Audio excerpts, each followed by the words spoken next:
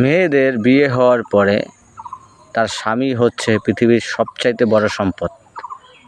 আর এখনকার মেয়েরা বিয়ে করার পর স্বামীকে অসম্মান করে, অবহেলা করে, ভালোবাসতে চায় না, অন্য পরপুরুষের পরক্রিয়ায় আসক্ত হয়ে যায়।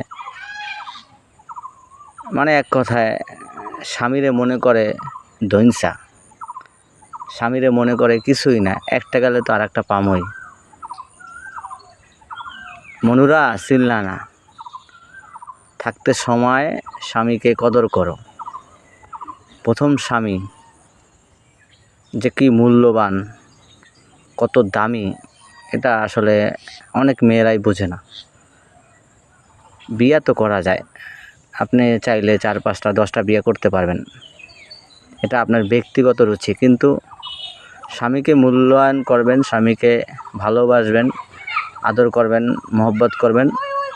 আপনি পরপারে এই দুনিয়াতে একজন জান্নাতি ব্যক্তি থাকবেন, সুখী ব্যক্তি থাকবেন। আপনার সুখের সীমা থাকবে না, এমনভাবে আপনি সুন্দরভাবে জীবনযাপন করতে পারবেন।